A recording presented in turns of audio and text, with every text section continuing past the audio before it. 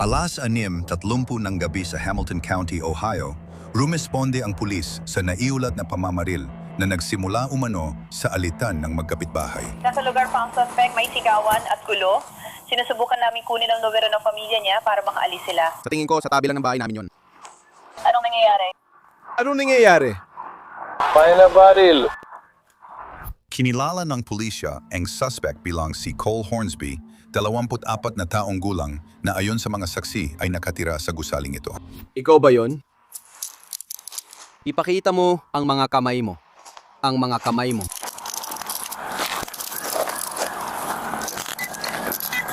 Nakuha ko siya. Oh. Ilang hakbang pa lang, natagpuan ng mga unang rumesponde ang kapitbahay ni Cole na si Theodore Block, 40 taong gulang na may maraming sugat na tila dulot ng tama ng bala ayon sa pulisya. Kalaunan, natuklasan ng mga investigador na ang walang armas na lolo ay binaril sa likod ng 12 beses.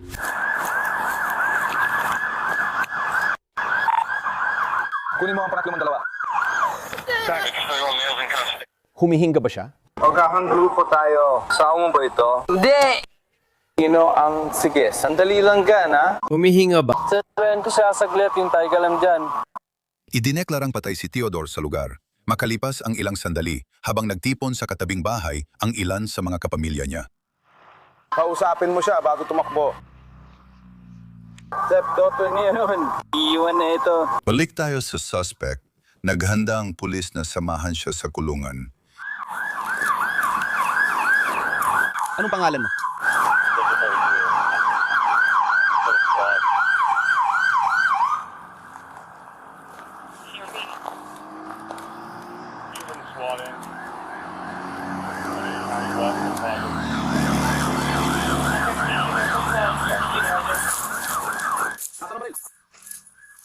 Saan ang baril, pare? Hindi ko alam.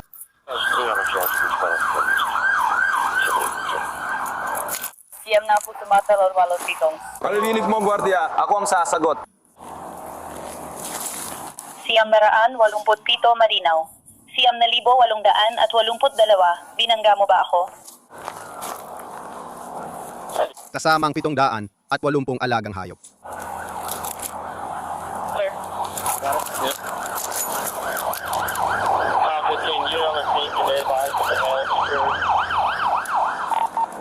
Nasa kustodiya ako. Ipapadala ko ito sa kustodya sa 18.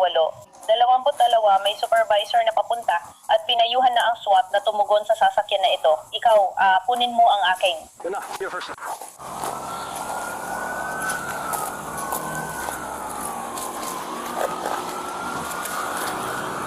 Narinig mo lahat yon. Gawin.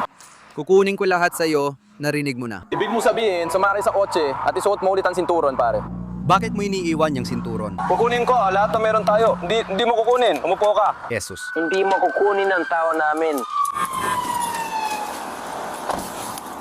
Naipasok na si Cole sa patrol car habang parating ang mga medic. Susunod na. Oo, dito, sa kabila, sa likod ng bahay na to. Hoy, sandali, hintay.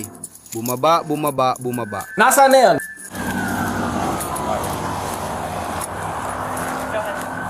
Tingnan mo.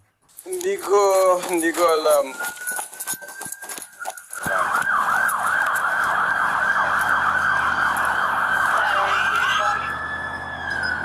Right here.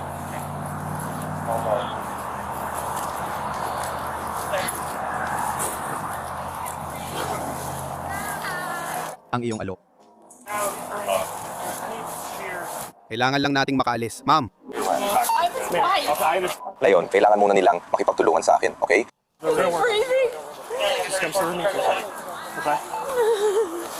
Narinig niyo ba yon? Oo, siya yung kapitbahay dito mismo. Sinaksak niya siya ng 5 beses. Humihinga ba ang asawa ko? hindi niya alam. Ako, gusto ko Gusto ko. mapunta roon. Alam ko, pero sa ngayon, hahayaan muna natin sila magtrabaho. Paupuin muna kita dito sa veranda, okay? Nandun ako mismo, oo, tumakbo ako kasi naglabas siya ng baril at nagsimulang magpaputok. Okay ka lang ba? Ayos ka lang? Oo. Parang hindi ka naman tinamaan o ako naman. Gusto niyo ba siyang samaan? May pahayag na kami mula sa kanya. Sigurado akong maya-maya gusto ko siyang dalhin para makaharap kami. Pwede ba rin siyang sumama? Hindi ako sigurado kung ano ang ginagawa ng mga medic. Alam ko na nasa kustodya ng suspect na yon, kaya hindi ako sigurado kung ano ang ginagawa ng mga medic. Wala silang alam na ganun. Kailangan kong pumunta dito. Ang asawa ng biktima na nagsasabing na saksihan niya ang pamamaril ay binibigyan ng oras magpahinga bago tanungin ng mga investigador. Kaya mo ba? Ikaw ba ang tumawag sa 911? Pwede mo ikwento ang nangyari? Narinig namin ang putok ng baril kaya pumunta kami roon. Lumabas din ang kapitbahay at ako. Pinuputol ng asawa ko ang punong bumagsak. Tapos pumunta siya doon at sinabi sa kanya na itabi ang baril. Hindi niya kailangan ng baril dahil siyang lumapit. Tinawagan namin ng pulis 1 buwan bago siya dumating. Nagbanta siya, tinutukan ako ng busog at pana. At sabi ng asawa ko, baliw ka.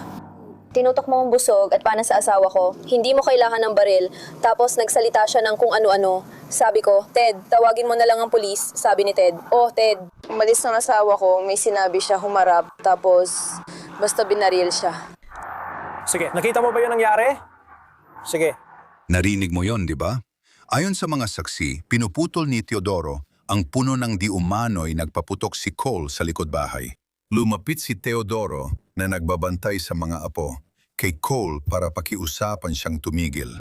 Bago itinutok ng suspect ang baril sa kapitbahay, patuloy pa ring iniimbestigahan ng mga pulis kung ano talaga ang nangyari sa bahay na ito. Nagbigay ba siya ng baril? Tiningnan ko siya. Baka dito siya nakatira sa taas, kaya oo. Sabi niya umalis at bumalik. Ano nang nakita mo sa kanya pagdating niya? Nakatayo siya dito mismo. Nakapasok ang mga kamay niya sa bulsa. Nakatitig.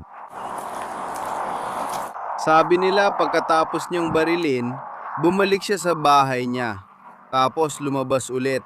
Kaya okay, sigurado akong dito siya nakatira sa gusaling ito. Meron ba tayong maraming tama ng bala? May 2 tayo sa itaas na bahagi ng kaliwang hita, 3 sa tiyan, at 1 pa sa kanang tainga. Sige. Ilang segundo ang lumipas, dumating sa lugar ang landlord at hinihinalang kamag-anak ni Cole. Kailangan kong malaman kung may narinig, nasabi o nakita ka. Dito ka ba nakatira sa paligid? Ikaw lang ang may-ari nito. Lahat nito. Hindi, ako ay wala sa kabila. Hindi ko pagmamayari ang gusaling yon, hindi ko pagmamayari ang bahay na yon doon, pagmamayari ko ang lugar na ito. Sige. May nangungupahan ka ba na nakatira dito? Anong pangalan niya? Si Marky. Sige, tatanungin kita kung pwede kang manatili rito at maghintay. Kasi babalik kami at tatanungin ka ulit.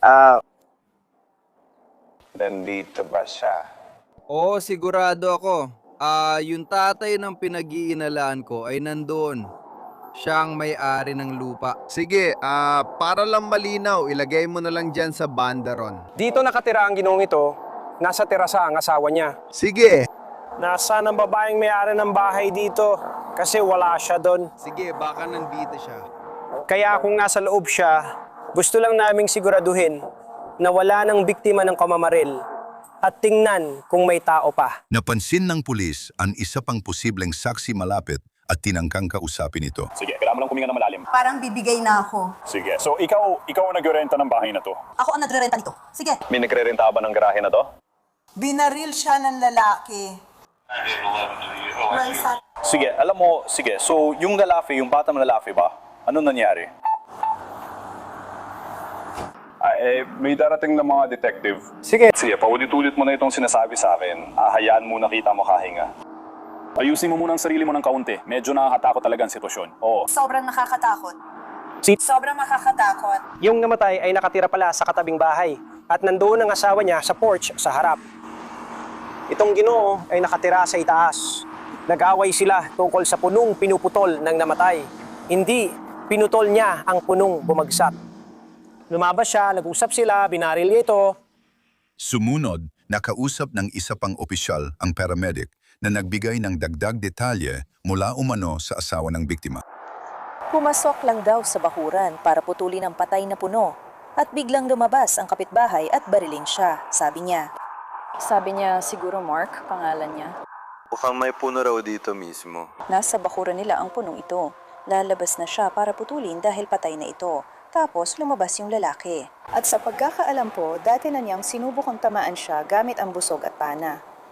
Ngayon, lumapit siya at nagsimula ng gulo. Ayon sa asawa niya, lumabas ang asawa niya para alamin kung ano ang nangyayari.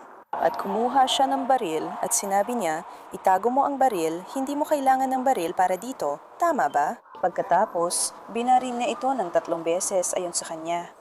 Siya rin ang tumawag sa nanay ko at sinabing, hindi niya alam kung nasaan ang asawa niya. Nandun pa ba siya? Nakita niya ang lahat na nangyari.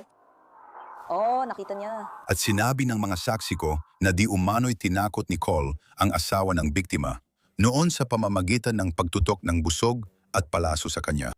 Isang di umano'y insidente na nais pang malaman ng isang opisyal. Sabi niya, tingin ko Mark ang pangalan niya. Sabi ko, hindi mo nga alam pangalan ng kapitbahay mo, tapos bawal pa siyang humiling na putulin ang patay na puno. Kakaiba. Oo, konti lang ang nakaabala sa kanya mula nang bumalik siya mula militar. At dito, hindi siya natakot. Kaya pinuputol natin ang isang puno. Kilala mo ba ang kapitbahayan? Ibig ko sabihin, nagkaroon na sila ng mga problema dati at tinawag na rin nila ang mga polis noon. Oo. Di naman matagal, siguro 2 o 3 ka. Ayan na.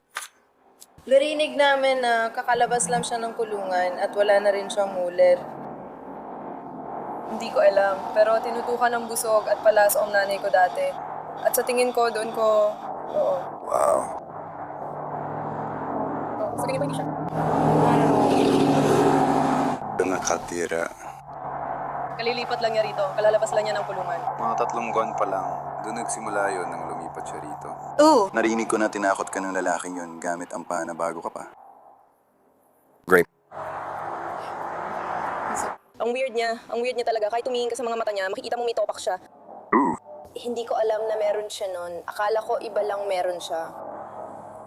Akala ko may pistol siya. Hindi ko alam. Nagsimula ang lahat sa pagputol ng puno.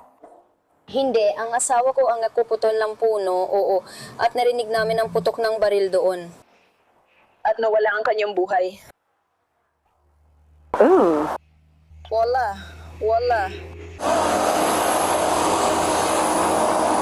Sabi ko, huwag mong kunin ang kaliwa kong kamay. Sabi ko sa'yo, huwag. Ay, Mga polis. may kausap bang duwag na kapitbahay na yun? Alen Dune? Di daw nila siya mahanap kahit nandun siya nung nangyari. Sige, mukhang marami tayong mga salin. Akala ko asawa niya yun, kaya may babae na nakatira sa bahay. Oh. At siya ay nakatira sa puting garahe. Oo, alam nila. Hinahara siya, lumabas siya at nagsabing natatakot siya sa lalaki dahil may baril ito. Ngayon lang yon. Oo, kaya pumunta doon ang asawa ko dahil narinig namin ang putok ng baril at lumabas siyang natataranta. Pinapanatili nila maayos ang crime scene bago dumating ang mga investigador. Alam kong sa huli, magsasalita rin siya. Nandun lang siya. Umalis ba siya? Hindi ko alam. Nang tamaan ng bala ang asawa ko, natumba ako sa lupa. Oo. Tapos tumakbo siya palayo at tumawag ng 911 at pumasok sa loob. Makbo ba siya nung nangyari? Oo, tumakbo siya papunta doon. At pagkatapos, hindi ko na kaya, pumasok na lang ako sa loob. Pumasok ako at tumawag ng 911, tapos sumilip sa may pintuan sa likod at nakita kong niyuyugyug niya ang asawa ko. Bumalik siya. Makbo ba siya sa kahabaan ng kalsada o papunta sa bukid? Alam ko. Doon na sa direksyon yun, sige. Alam kong wala pa silang baril. Kaya hindi na ako nakabawi pa. Yan ang sinusubukan kong alamin kung saan mo pwedeng itapon ang baril. Oo, doon siya tumakbo. Sige. Panda na yon. Itim at pila kayon. Puro itim. Natakot talaga ako. Binaril pa niya ako.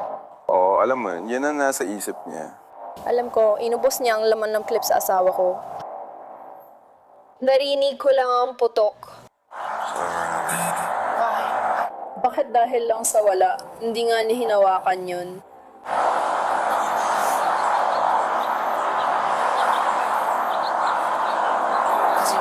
Things in life will never make sense. Dapat pinanakaw to na lang siya. Alam ko to. Oo, alam ko kung sinong bumaril sa kanya. Matutukoy mo siya ng eksakto. Alam ko, Sinasabi ko na lahat ng sinabi mo, narinig mo, o nakita mo ay napaka-importante sa ngayon. Wala ko pakialam kung may baril man o wala. Alam ko ang nakita ko. Alam ko. Walang nagdududa sa'yo sa nauli na namin siya. Walang nagdududa sa'yo. Pagbalik sa presinto, naghanda ang mga pulis na ipasok si Cole. Tama. Lumabas ka. Daan tayo sa itim na pinto at sa pasilyo. Handa ka na ba? Tutulungan kitang maglakad dahil nakatali ang mga kamay mo sa likod. Para kung sakaling matumba ka pa abante, hindi ka babagsak ng diretso sa mukha mo, okay? Hindi. Ayon sa patakaran ng departamente. Babalik ako dito saglit para kunin ang cellphone, pitaka, susi, at iba mo pang gamit. Sige. Ano ulit ang pangalan mo, sabi mo? Malone.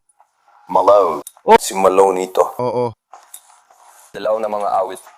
Marami sa kanila, oh.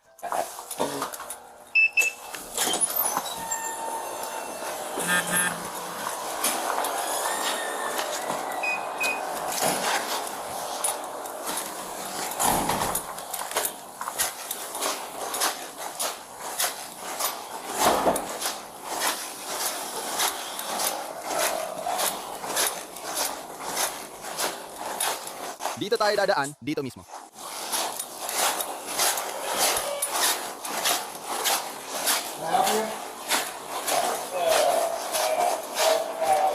Makukuha natin siya. Kupol saan?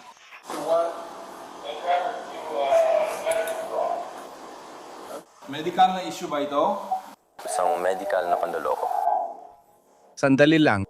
Saan nangyari ang insidenteng ito? Fairfield Hospital is what the bill is for. I live in Hamilton County. Sige. May naibayad din na ba rito? Hindi.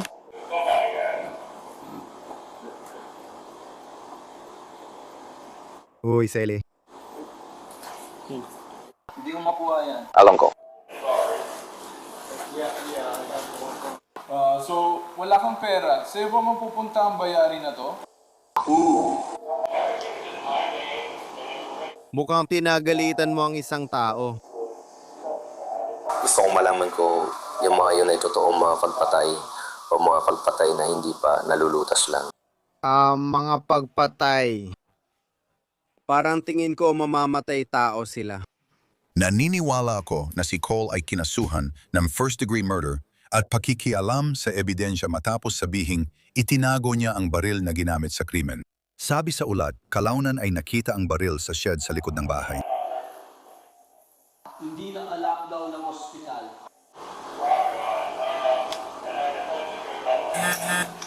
Oo, ikaw yun. Ganun nga yun. Oo. Oh, nasa ibabaw ito ng isang kalye ng paglipat, kamay. Oo. Sabi ko sa iyo, hindi akin, hindi. Ang kaliwa kong kamay, suwerte ka. Ano bang nangyayari sa inyo na? Siguro dapat ilagay natin siya sa selda. Sige. Nasa Airborne 1 ako. Sige. Sig, Hindi ako ligtas. pumunta ka na sa ligtas na lugar. Ako na muna ang bahala dito, sandali.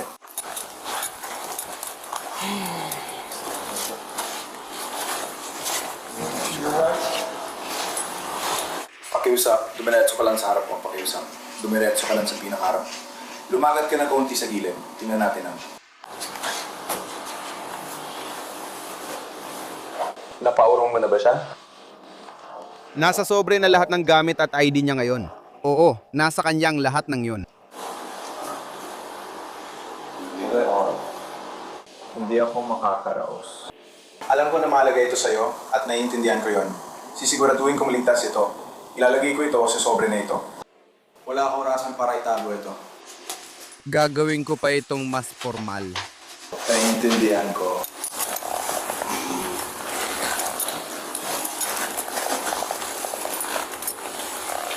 Walang sa yung kahit ano. Hindi na, tinanggal ko na yon.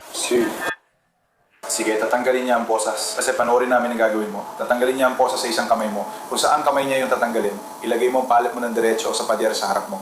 Naiintindihan mo ba ang mga tagubiling yun? Sige.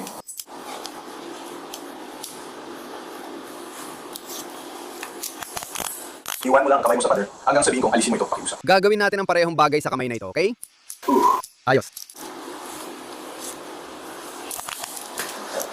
Lumayo ka ng konti, ayaw niya ng ganyan, karap-kapan kita at patatanggal ko ang sapatos at medyas mo para pingnan. Pwede mo namang isuot ulit pagkatapos. Naiintindihan mo ba? Sige, sige.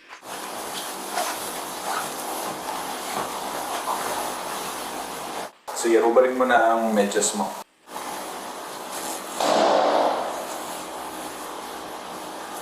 Sinabi ko lang, mahirap talaga. Ano? Aksidente? Mahirap din. Ginagawa ko na ito halos 30 taon. Balik ko muna ang mga kamay mo sa pader sandali para sa balanse. Itaas mo ang kanang paa mo. Ano yung saan ko kaya? Maliban na lang kung may gusto sila. Hanggang saan ko kayang umikot, pwede mo na itong kunin pabalik. Hindi ako yan na ganun. Isa yan. Relihiyosong bagay, naiintindihan po. Yun ang sinasabi ko. Sisiguraduhin ko na kapag may balik ko sa'yo, sisiguraduhin ko makukuha mo uli. Pero sa ngayon, hindi ko pwedeng payagan na may kahit ano ka dyan habang nasa siyalda ka. Naiintindihan mo ba? Hindi ko intensyon na bastusin ang reliyon mo o anumang bagay na ganon.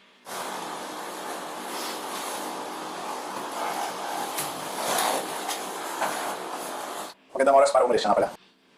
1,000 siyang naraan. Sige. Salamat.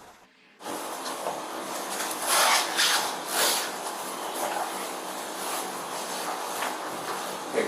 Gusto mo bang sagutin ang mga medical na tanong ngayon? Hindi. That's fine. Ang dahilan kung bakit ako nagtatanong ng mga medical na tanong ay kung sakali may mangyari sa'yo, kailangan namin malaman kung sino ang dapat namin kontakin. Gusto mo si Sam Bawat or parang gano'n? Kaya lang ako nagtatanong ng ganyan dahil wala akong alam sa pagkaka-aresto mo. At ayaw kong malaman, hindi rin kita tatanungin tungkol sa insidente mo. Ngayon alam mo na, pwede mo pa sagutin ang ilan sa mga tanong ko. Ayos lang yan. Hindi kita pipilitin na gawin ng kahit ano. Ayaw mo namang gawin yon. Sige, ilagay mo siya sa shorthand graphs at keys. Ilagay mo agad dun sa isa. Anong tungkol sa akin? Sige, pansamantalang detention lang ito ah. Siguro mas mahirap, pero pareho lang din. Oo, may inihandang banyo ako para sa'yo. Sige.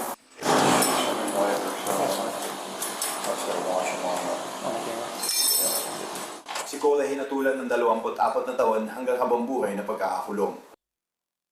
Mag-subscribe nyo yan para madaling masubaybayan ang mga pinakabagong balita mula sa Law and Crime.